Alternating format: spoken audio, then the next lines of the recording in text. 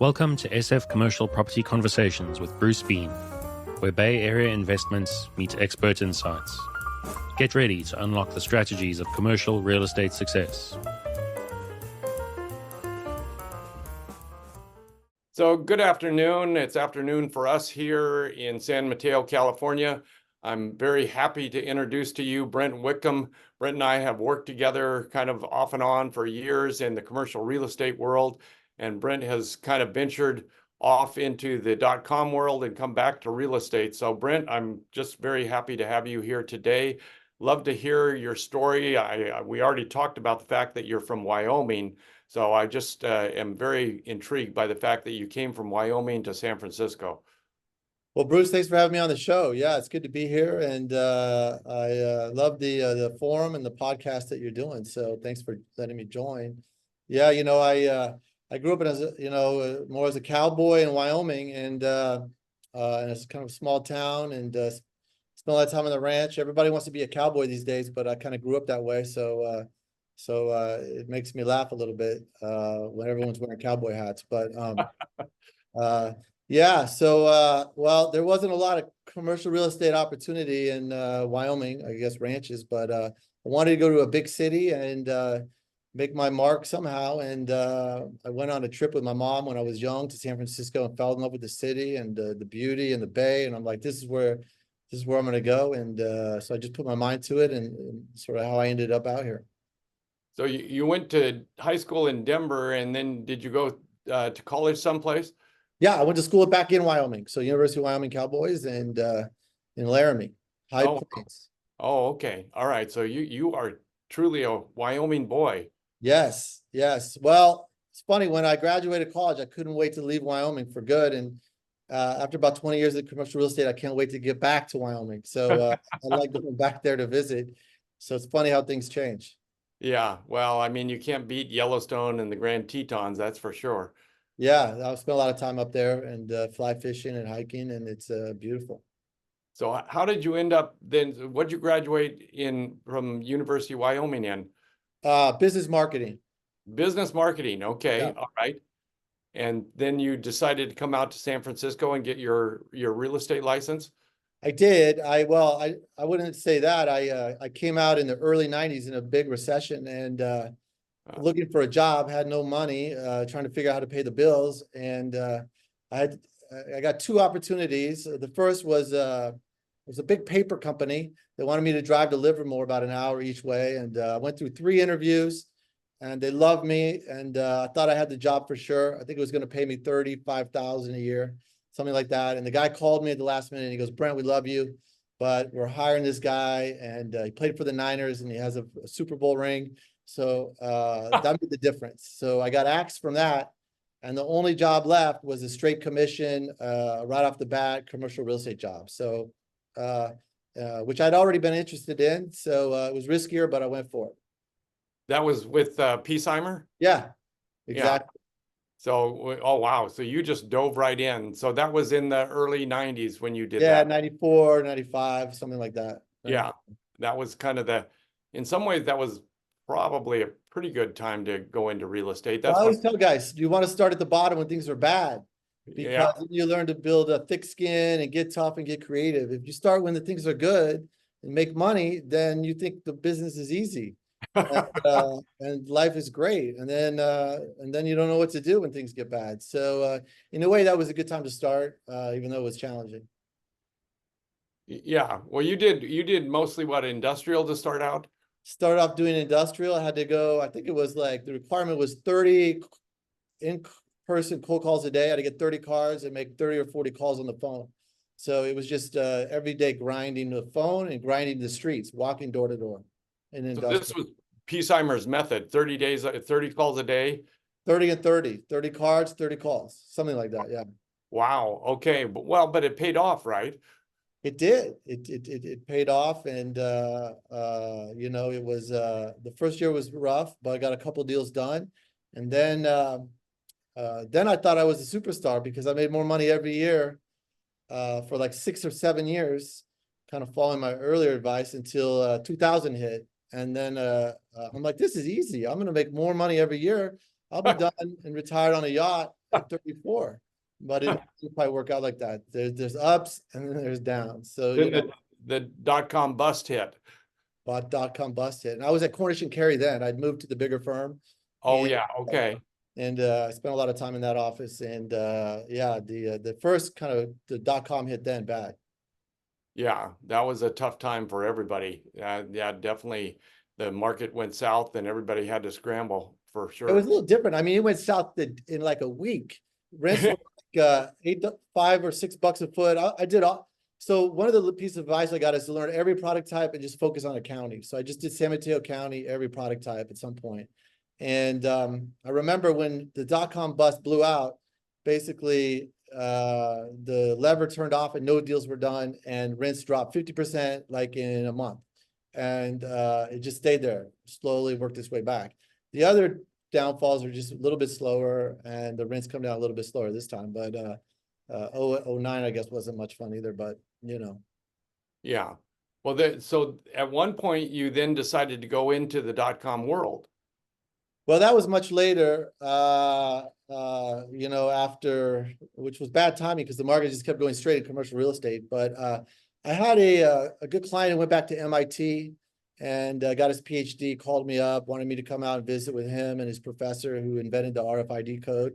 And they had an idea for a sort of a green energy Google Street View company for energy efficiency. And joined as a co-founder and started doing biz dev and trying to help them put that together. And from there, after I left that company, the co-founder and I ventured on our own and created a couple other companies. But you know, that's you only hear about the super success stories, Bruce. So you know, it's Yeah. Well, startup world is a grind. You make no money and you hope to make a bunch at the end. So yeah. at some point I realized, you know, making money is a little bit more fun than just like starving and you know, with hope chips all over the place. Yeah, no, that is no fun whatsoever. So then you decided, okay, I'm going back into real estate. Is that when you formed your own company? Yeah, you know, this was probably 2017 or 18 and shut down the startup, sold one of them off and not for a lot, but you know, kept it going. And then I needed something to do. So I'm gonna go back into commercial real estate, but I had some technology background and I'm like, I'm gonna think this through this time. And when you're out of the game for a while, it's kind of starting over. So I'm like, it'd be hard to go back to a big firm. Better start my own company and come up with my own strategy that's different from what other people are doing. So I spent quite a while kind of thinking about an opportunity where I could just start my own company and have a strategy to put deals together that I would be in control of and would be more profitable. So what's your strategy? What do you do different than say the big companies? Yeah, mostly I do off-market deals and I use a lot of different ways to track and find those deals. And then if the deal is good, smaller deals, sub 10 million, I try to put the deal together myself and buy it either myself or with partners. Bigger deals, we broker off to more institutional or bigger development firms. So focus on off-market deals. The market was really going up at that point. There was a lot of new development, repositioning of industrial and retail and older office buildings into life science and residential. So that was the strategy, and you know, it was a high time, so there was a lot of money out there, and it was hard to find what I would call a really good deal. I'm a value guy, so we just you know, did a lot of you know, finding buildings, repositioning them, buy, resell to another buyer, or broker bigger stuff. So that's sort of the model, and it's worked out really well. So do you currently hold any properties right now? Yeah, I own you know, a bunch of different properties from an office building in Arizona. Luckily, it was a long-term lease with a really good company, so that's doing well. And own some recently, I just started buying residential in San Francisco. I'd done that before, bought maybe 10 or 12 buildings, and then when everything hit really bad the last few years, Right. been really focused on San Francisco and bought a couple different multifamily buildings. Just put a building in escrow yesterday that we went hard on up in Soma, which is really beat up because we look around at different markets, but you know, I can buy buildings in San Francisco, cheaper per square foot with a higher cap rate than in Phoenix, Arizona, and in Columbus, Ohio. So I'm like, okay, I'm a believer in San Francisco. It's going to come back. It's at a low point. Everyone's left. This is a market I know. This is where opportunity is. So that's really, for my own money and some partners, focused in on San Francisco, pretty much specifically from an acquisition perspective. So how are you doing with rent control? Yeah. So, I mean, I bought a lot of buildings in the past, 2 to 4 units, and was really familiar with the rent control game, either buying tenants out and turning those buildings into tenant in commons and selling them off. Actually, the first deal I did, it was funny. I bought it. The first building I ever bought was a 2-unit building out in the Sunset. And I was like 25, 26 years old. And I was having pizza and I'm looking through the magazine, always looking at deals. And I saw this building for sale. It was the cheapest building in San Francisco, $234,000. 48th Avenue out in the Sunset. And I'm like, I'm going to buy this building. Because I had a mentor, I used to do a lot of sailing, and he was a big real estate guy. He goes, you got to get yourself a building. You got to buy it, get an owner user loan, get 2 units, get somebody else to help pay the rent. So I found this deal and ended up tying it up for $234,000, but there were tenants in it. And this is way back in the early 90s. I negotiated a cash deal with the top tenant, who was this woman who, Bruce, she was a witch. It was crazy. And when the building was in escrow, she did a seance and had a fire. Oh, so God. Burned down like part of the kitchen, part of the living room. And so I ended up paying her cash. We cut a deal. She moved out. I got the insurance. I represented myself on the deal. I got the insurance settlement credited to me at the close. And so I basically bought that building no money down for $234,000. I needed to come up with $23,400. Wow. And so Wow. with the no money down deal, I ended up selling that building mistakenly for like almost $800,000, maybe 7 or 8 years later. So that was almost an infinite return. So I'm like, this is fun. So like, rinse and repeat. So I started, on the side, just trying to do 2 to 4 unit deals. Yeah, right. And so you build up, you buy and sell and go through the whole process over and No, over. the mistake was selling. Should have never sold anything. I did a lot of deals where I'm like, wow, look at this money. And I got this offer. I'm going to make a lot of money. And I bought an industrial building once for almost 5 million and I sold it for 7. And now it's worth 15. So, it was like, what was I thinking? What was I thinking? And a really smart guy told me back in the day, listen, Brent, you make money when you buy. Yeah. Not when you sell. Don't sell. Don't sell. Don't sell. So refi and do it again. So I'm a slow learner, trying to learn from my mistakes as a younger man and just keep doing it. So now you're in the buy and hold market, basically. Yeah. Or if you do sell, you just refi into another deal. Yeah, okay. Yeah. So exchange or whatever. Exactly. Or exchange and get new depreciation, move the basis up. Right. But don't just sell and pay tax. It's not good. Don't want to do that. Yeah. Not for several years at least. Exactly. Yeah, maybe down the road. But exactly.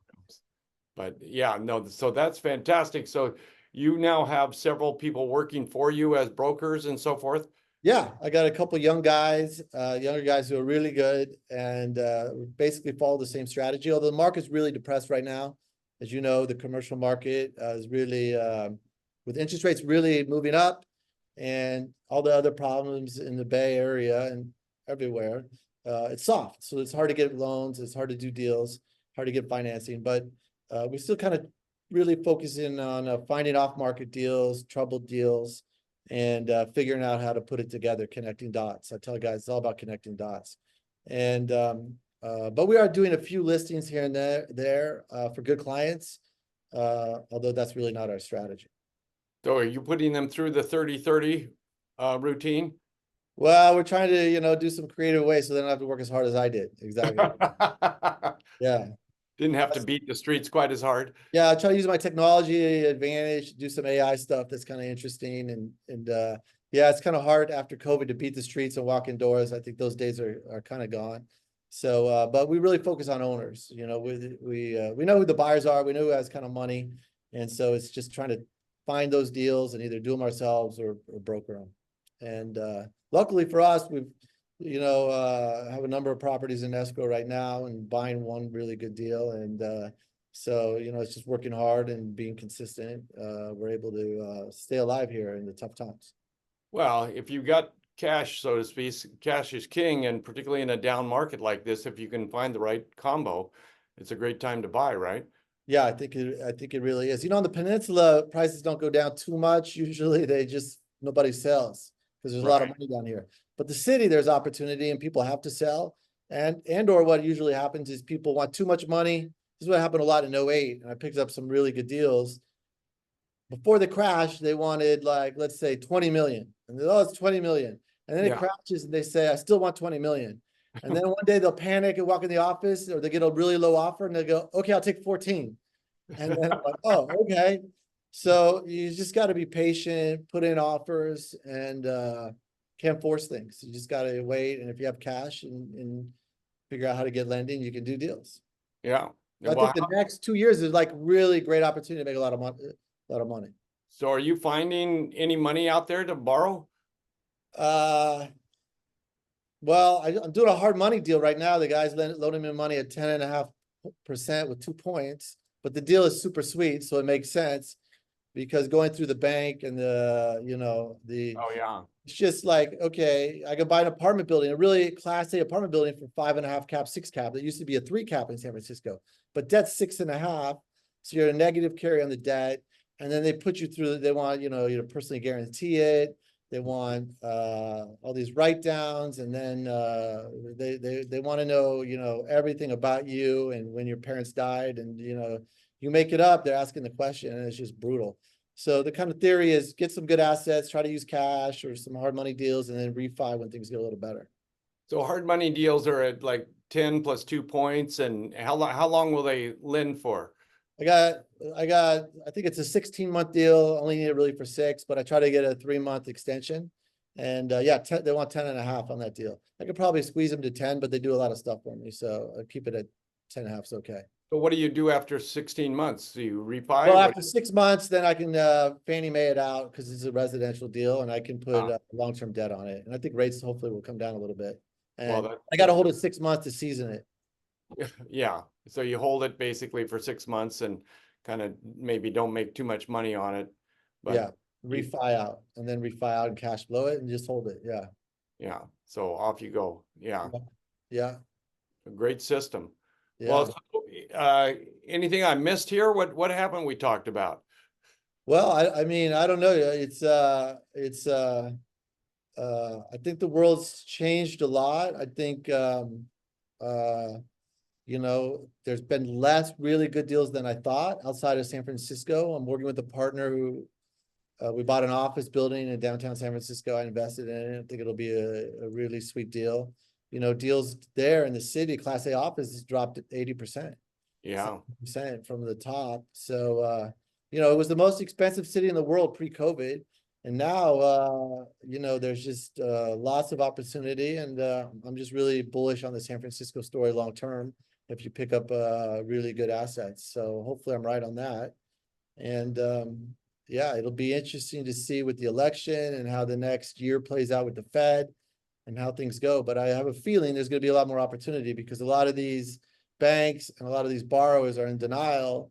And if they lower interest rates 0.5 point, it's not going to make much difference when the value is dropped substantially from the original debt underwriting when the interest rates were 2.8%, and their exit, they were guessing a 3 cap, and now it's a 5 or 6.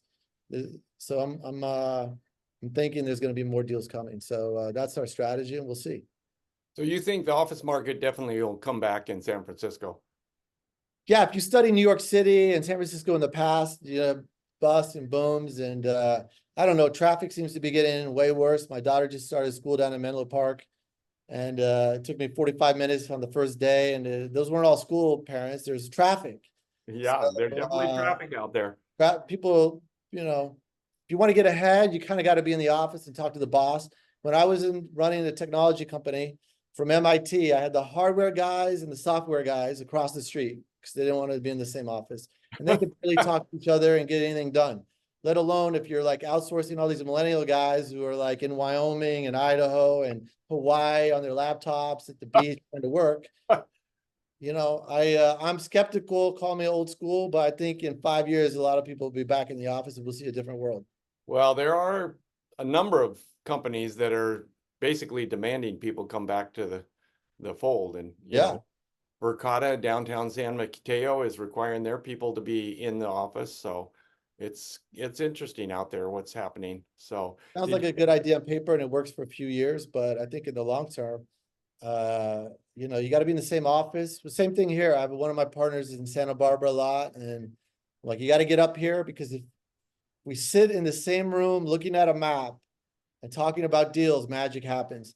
Okay, if we're on Zoom or trying to do calls, or he's at the beach and my other guy's not in, it's just not productive. Can't get the same energy and juice going to get creative and figure out how to make money. So, you know, I just take it from my own experience, and so I'm kind of bullish that the office market will come back. You know, at least the better office buildings, and some of the older stuff, who knows what's going to happen there. So have you done any foreclosure deals? Haven't seen much. I haven't seen Yeah. much foreclosure stuff. You've not done any in the past? I tried to get into that game, and I won't mention names, but there was a ring in the 09-010 at the San Mateo courthouse, and they gamed the system, and I showed up and they said, listen, we control this market. If you're nice, we may give you 1 or 2 deals. And I'm like, this is really fishy. And so I bought a couple from them, but I didn't buy at the steps. And a couple of those guys went to jail. It was Oh yeah, SC Properties, yeah. So sure. I'm fortunate that I didn't get involved in that racket, and it didn't smell good. And but I haven't seen much at the courthouse steps, and I did bid a couple times, but never got anything. So we're looking, but yeah, that's not part of your game. You weren't part of the poker game, but poker game. No, before. no. I'm like, really? You guys control it, and you might let me have a deal? And I'm like, this is like pretty sketch. So none of that surprised me what happened. But you know, as my old father-in-law used to say, I'd rather sleep well than eat a little better. So I try to be like, you know, a little bit by the book, creative and aggressive, but knock on wood, no, I've never had any problems, lawsuits or stuff like that. So knock on wood. Yeah. No, this business kind of breeds unethical behavior, so you got to be very careful. I mean, it's a long-term game. It's relationships. If you do things right, I feel in the long run, you make more money and you get more, like, if people trust you, they know you have the money, you get the phone call, hey, I got a great deal. And they know that I will let them take the full fee and represent me. And you get a lot better looks. And I think over the long run, that's the way to do it. So yeah, no, it seems like it's paid off very well for you over the past 20 years or so. Yeah, I would have paid off a lot better if I didn't make those 4 years in technology, you know, trying to but I'm not complaining. Life is good. 2 beautiful daughters, blessed. I feel very blessed and healthy. And so yeah, just fun to be able to come into the office, and you know, real estate you can do for life. You know, I remember Charlie Millay, who I used to work with, run Shorenstein, and he would tell me about who was the biggest landlord at the time back in the day in San Francisco. And in his 80s or maybe 90s, they're flying around on his plane and he's talking deals nonstop. And that keeps the energy and the mind going. And I just, you know, it'd be tough for me to retire and play golf and fish. It's just like, I love the deal, love the action, love to represent clients best I can. And yeah, so it's fun for me. So if people want to get a hold of you, where would they come and find you? Well, I'm a text guy. So the best way is just to call me or text me, 650-773-2804. And yeah, we specialize in off-market deals, do a lot of exchange stuff too. And if you're looking for a deal, give me a call. Maybe we have something. That's fantastic. Well, it's been a great, fun interview, and I look forward to talking to you more down the road here. Love what you're doing, Bruce. Great idea. And I'm a fan. I'll keep watching you as well. So appreciate the opportunity. Talk to you soon. Okay, take care. That's a wrap on today's journey through the SF commercial real estate scene. Ready to share your story? Visit sfcommercialconversations.com/guest. Your insights could lead the next conversation.